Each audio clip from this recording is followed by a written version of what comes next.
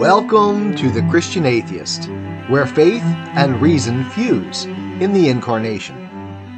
Episode number 92, Paradise Lost, Book 4. Evil self-reflective. Evil self-deceptive.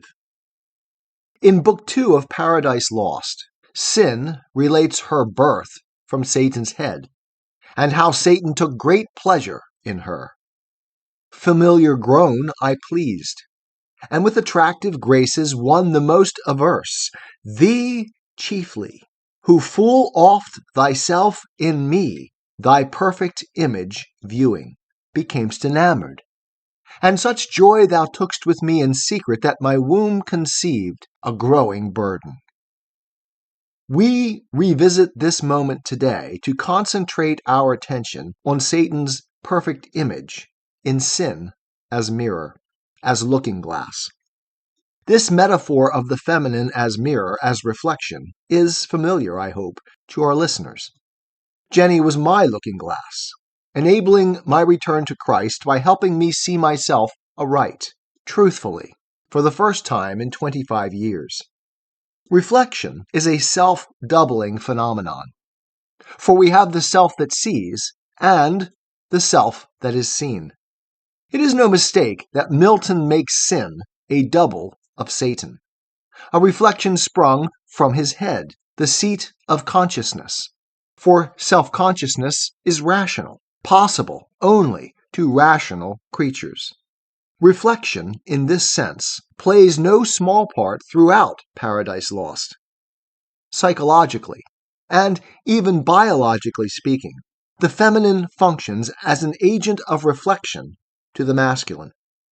In this sense, we do not have a self without the other who sees us, objectifies us, pulls us out of our subjectivity. Last week, in Book 3, we saw the divine reflection of the Father in the Son of God. Self and other, that is, exists within the Godhead. Like God, we rational creatures can be self-reflective. That is, we can be both the self that sees and the objectified self we examine. We can be, that is, our own looking glasses. As we shall see, though, the quality of the image is conditioned by the rationality of the perceiver. It is this sort of reflection that I think one of the central themes of Book 4 of Paradise Lost, which we examine in this edition of the Christian Atheist. Preparing for his assault on Eden, Satan, says Milton, is in self-reflective turmoil. Now rolling boils in his tumultuous breast, and back recoils upon himself. Horror and doubt distract his troubled thoughts, and from the bottom stir the hell within him. For within him hell he brings, and round about him. Nor from hell one step, no more than from himself, can fly by change of place. Now, conscience wakes despair that slumbered, wakes the bitter memory of what he was, what is, and what must be. We see in Satan here, and throughout Paradise Lost, what Jean-Paul Sartre called bad faith, essential self-deception, the flight from honest self-assessment, from seeing oneself aright. Evil strives desperately to hide its own nature, even the memory of its own acts, from itself, as well as, and perhaps even in order to, deceive others. In Book 2, Satan claims not to know sin, and there is a double, or rather multiple entendre in this claim. Sin, like hell in the above quote, is Satan himself, his own true reflection. Sin, he says, repulses him. He wants to not know her, because he refuses to see his own reflection in that looking glass. He also, despite his protestations, knows sin in the illicit sense as well, together conceiving death, fruit of narcissistic incestuous lust. in all these ways, Milton makes clear that what Satan truly loathes, though desperately seeking to deny it, is himself, the self-made prison of his rational existence, the hell which is Satan's consciousness. Recalling Book 3, Satan curses the sun, like the god of this new world, whose beams bring to my remembrance from what state I fell. Light, too, symbolizes revelatory truth, dispelling darkness and deception. It is no accident that the divine light of Book 3 is followed by the amazingly perceptive self-reflections of Satan here in Book 4. For in Satan, quote, conscience wakes despair that slumbered, end quote, which he seeks to fly in self-deception. Conscience, as we later find given by God to man, is the divine light shining inwardly. The brilliance of Milton's arch-fiend is in no small part his astute psychological analysis of self-deception. Satan knows the truths of God and himself, cycling continuously between acknowledgement and futile denial. God, says the father of lies, quote, deserved no such return from me, whom he created what I was, nor was his service hard. Yet all his good proved ill in me, and wrought but malice, end quote. The ongoing torture of his self-deceptive consciousness is evidenced well here, where Satan questions his disastrous fall from God's exalted legions, most of whom did not fall. Hadst thou the same free will and power to stand? Thou hadst. Whom hast thou then, or what to accuse, but heaven's free love dealt equally to all? Be then his love accursed, since love or hate to me alike it deals eternal woe. Nay, cursed be thou, since against his thy will chose freely what it now so justly rues. The good Satan, bad Satan, self-questioning, self-answering nature of this soliloquy makes it almost seem like dialogue. Good Satan, me miserable, which way shall I fly infinite wrath and infinite despair? Bad Satan, which way I fly is hell, myself am hell, and in the lowest deep, a lower deep still threatening to devour me opens wide, to which the hell I suffer seems a heaven. Good Satan, oh, then at last relent. Is there no place left for repentance? None for pardon left? Bad Satan, none left but by submission. And submit to God he never will. Quote, this knows my punisher. Therefore, as far from granting he, as I from begging peace.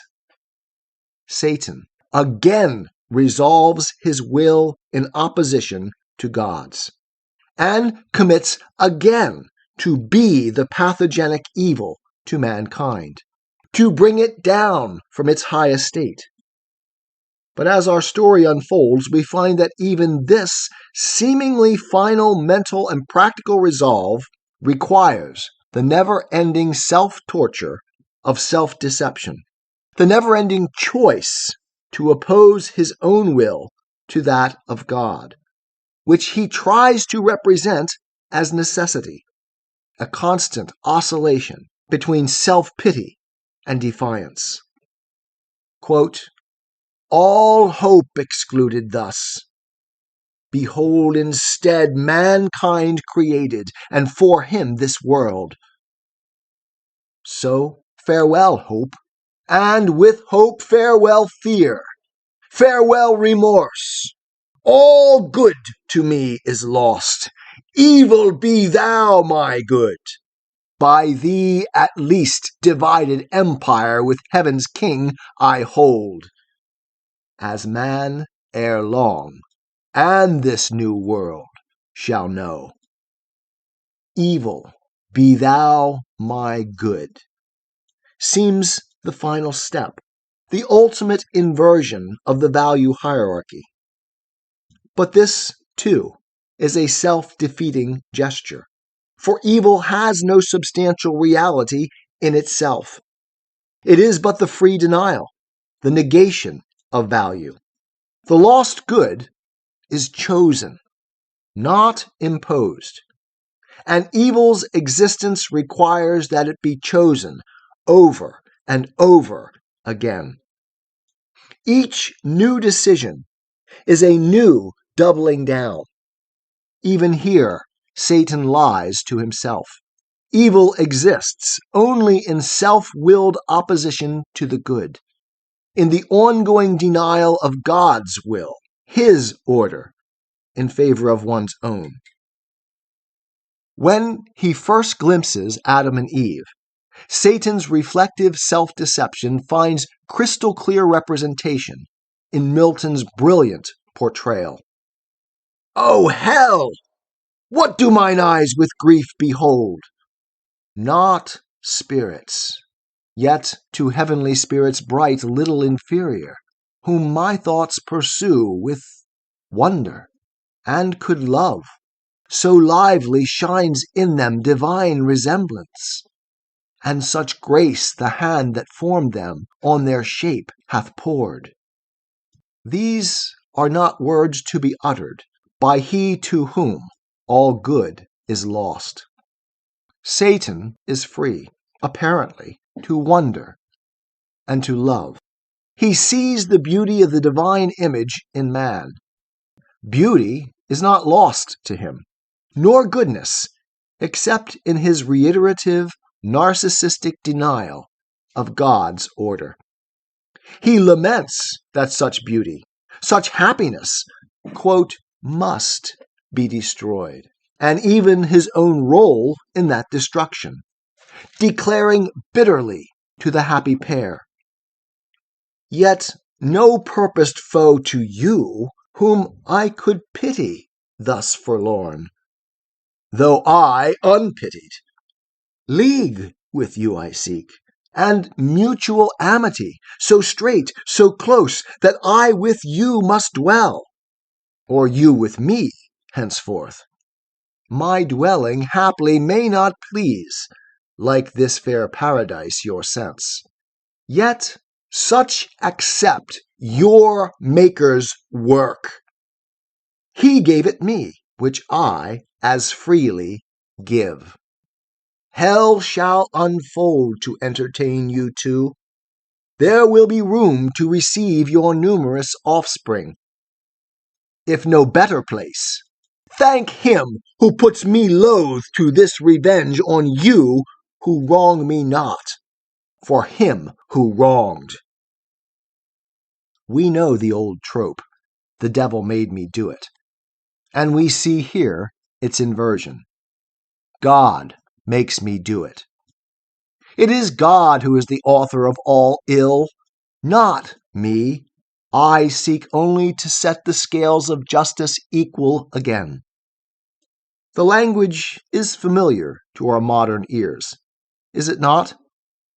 In fact, the distortion of Satan's self-concept, his refusal to truly face the light of his own self-reflection, is mirrored here. "And should I at your harmless innocence melt, as I do, yet public reason just, honor and empire with revenge enlarged," the spreading pathogen, "by conquering this new world, compels me now to do what else, though damned, I should abhor." Satan presents himself here, a social justice warrior, who must subvert paradise, even sacrifice its most vulnerable and innocent inhabitants, in order to restore injured justice. He represents justice and those whom the corrupt powers that rule oppress. God must pay, and the costs be damned. Thus always the devil and man cover spite, resentment, and hate with the veneer of virtue-signaling self-justification, of claiming the virtuous part as cover for the vicious whole. Milton's comment on this final gesture is perfect. So spake the fiend, and with necessity, the tyrant's plea, excused his devilish deeds.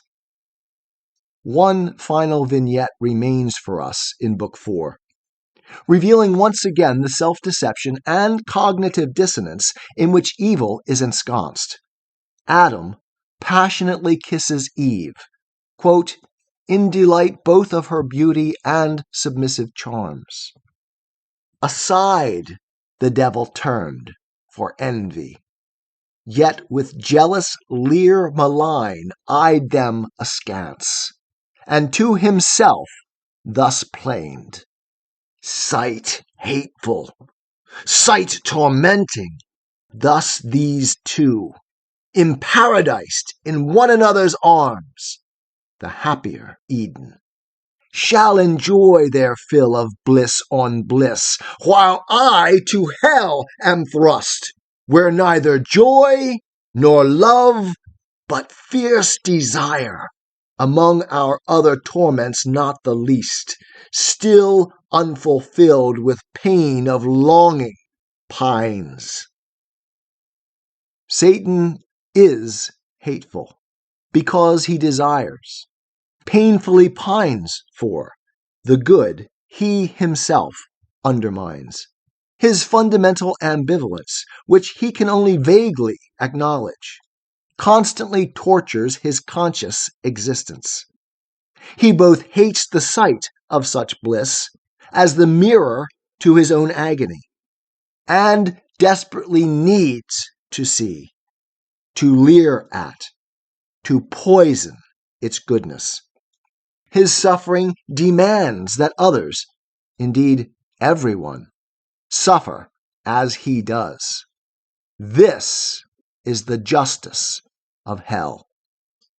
If he cannot be God, goodness itself, then all good must be infected with evil. Value must be inverted. Value must be destroyed.